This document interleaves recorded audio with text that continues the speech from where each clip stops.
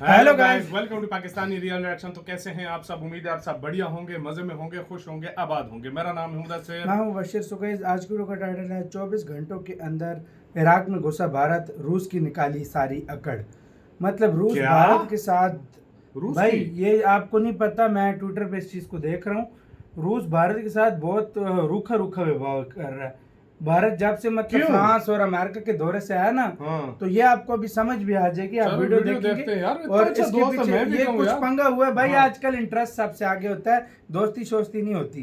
पहले देखते हैं सारा सीन। हिंदी नॉलेज शो का वीडियो है, बाकी बातें करेंगे बाद में। काउंटडाउन करते हैं 3 2 1 एंड स्टार्ट।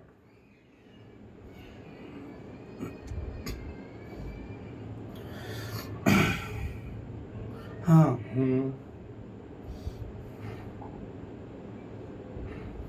हाँ।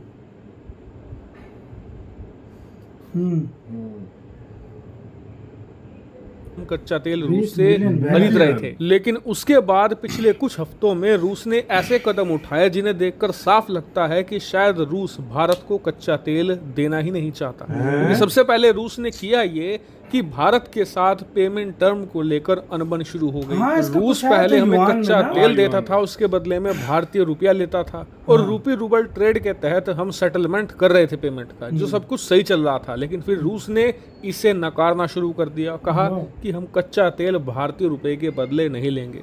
फिर उसके बाद बात चली कि जो यूएई की करेंसी है दिरहम, हम उसमें ट्रेड कर लेते हैं, लेकिन वहां भी बात नहीं बन पाई। क्यों? वहाँ पे क्योंकि रूस चाहता था कि कच्चा तेल खरीदा जाए चीनी युआन में। और आपको जानकर हैरानी होगी कि भारत युआन रूस में की भारत इस क्यों जिद के लेगा? सामने झुक भी गया था। अब से 2 हाँ। हफ्ते पहले जब हमने तेल का पेमेंट रूस को किया, तो उसका जो लगभग 10% पेमेंट था वो हमने चीन की मुद्रा युआन में भी कर दिया था। 10%? सारी पिछले हदें दिनों खबर हमने आई पार भी कर थी। दी थी, लेकिन उसके बावजूद भी रूस नहीं माना। और अब से लगभग 10 दिन पहले इन्होंने भारत को कच्चे तेल पर दिया जाने वाला जो डिस्काउंट था वो लगभग खत्म कर दिया। क्या? रूस जहां हमें हाँ। पहले करीबन 25 से लेकर $30 का डिस्काउंट दे रहा था, उसे घटाते घटाते ये $4 पर ले आए। और रूस के इन एक्शन से साफ पता चलता है कि रूस भारत को कच्चा तेल बेचने में इंटरेस्टेड नहीं है। इसलिए भारत पिछले कुछ दिनों से ही तैयारियों में जुटा हुआ था कि कैसे रूस से जो हम तेल खरीद रहे हैं उसका अल्टरनेटिव ढूंढा जाए। और अब हमें इसका अल्टरनेटिव मिल चुका है। और सबसे खास बात, रूसी कच्चे तेल का तोड़ हमें एक देश में नहीं,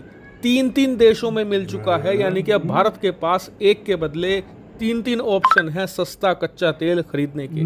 कौन कौन से ऑप्शन है? जैसे ईरान दरअसल भी था सबसे यार। पहला ऑप्शन हमें मिला है इराक का। आप सभी लोग जानते ही होंगे कि रूस से पहले हमारा सबसे बड़ा तेल सप्लायर हुआ करता था इराक। हाँ, तो वही पिछले होता कुछ था। महीनों से इराक हमें कह भी रहा था कि रूस के बदले आप हमसे ही कच्चा तेल खरीद लीजिए, हम आपको डिस्काउंट दे देंगे, इसके अलावा पेमेंट टर्म में भी आपको हम फायदा दे देंगे। और अब रिपोर्ट आई है कि भारत इराक के ऑप्शन को सबसे ज्यादा सीरियसली कंसिडर कर रहा है, मतलब क्योंकि वो इराक डिस्काउंट भी देने हमें के लिए पेमेंट टर्म में बेनिफिट दे रहा है। वो कैसे?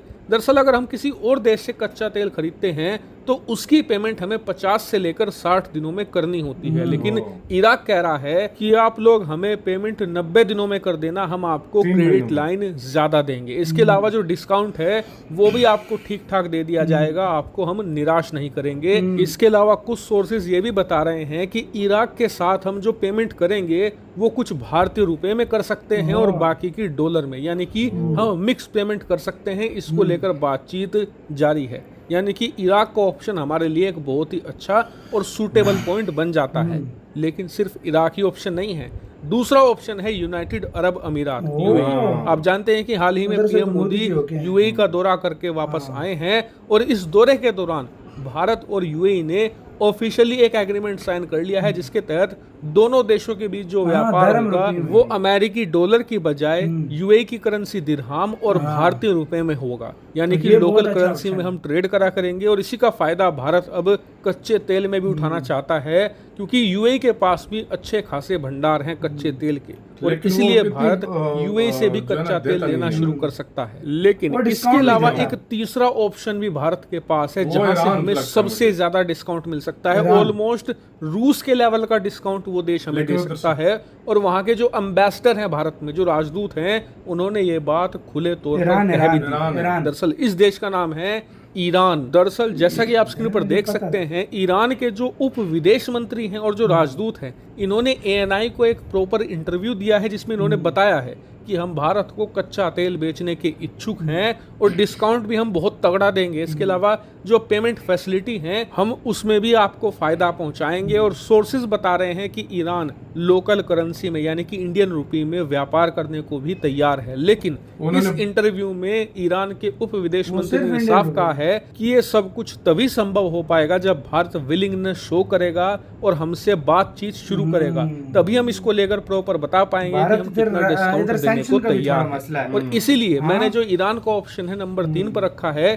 क्योंकि भारत पहले जाएगा इराक के पास, UAE के पास। अगर वहां बात नहीं बनती है, अच्छा डिस्काउंट हमें नहीं मिलता है, तभी हम ईरान का रुख करेंगे। लेकिन आपको बता दूं कि अगर भारत इन अरब देशों से सस्ता कच्चा तेल खरीदना शुरू भी कर देता है तो भी हम अपना सारा फोकस इन पर नहीं रखेंगे। भारत ने ये बात पहले ही कह दी है कि हम अपना जो ऑयल सोर्सेज हैं उन्हें डाइवर्सिफाई करेंगे, यानी कि हम जाएंगे अफ्रीकन देशों के पास, हम जाएंगे अमेरिका के पास, इसके अलावा जो लैटिन अमेरिकी देश हैं वहां हम जाएंगे और अलग अलग सोर्सेज से तेल खरीदेंगे ताकि हम किसी पर भी निर्भर ना हो जाएं। इसके अलावा मुझे लगता है कि भारत को रूस से भी बात करनी चाहिए। हो सकता है बातचीत से मामला सुलझ जाए और फिर से हमें रूस से ही कच्चा तेल मिलना शुरू हो जाए।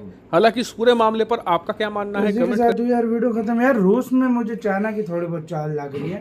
मुझे प्रॉब्लम पता है, मैं भी यही बोल रहा था। हाँ। मुझे प्रॉब्लम पता है क्या लगती है, वो युआन बार बार उसके ऊपर जोर दे रहा है ना, तो उसको चाइना ने बोला कि भाई इसमें करो। वो डायरेक्टली तो मतलब इस तरह चाइना के आगे झुका हुआ है एक तरह से। और दूसरी बात ये कि मुझे कुछ थोड़ा बहुत लगता है, जितना देखे आप लोगों को ज्यादा पता होगा, जो ये फ्रांस के दौरे और ये जो अमेरिका का दौरा किया ना, उसके बाद से उसका थोड़ा बदलाव मुझे रशिया में नजर आया। भारत ने एक दो मुझे बदलाव नजर आया, ये बात है। फ्रांस और जो उसका दौरा किया ना अमेरिका का भारत ने, मुझे उसमें बदलाव नजर आया। मुझे इसके व्यवहार में थोड़ा मतलब रूस के पूरी दुनिया को नजर आया। तो और देखा जाए तो यार भारत उसका एक फायदा ही कर रहा था, बिलियंस ऑफ डॉलर्स का उससे तेल उठा रहा था। इतना उठा रहा था कि पहले नंबर पे सप्लायर बन गया था, उसकी GDP को फायदा हो रहा था।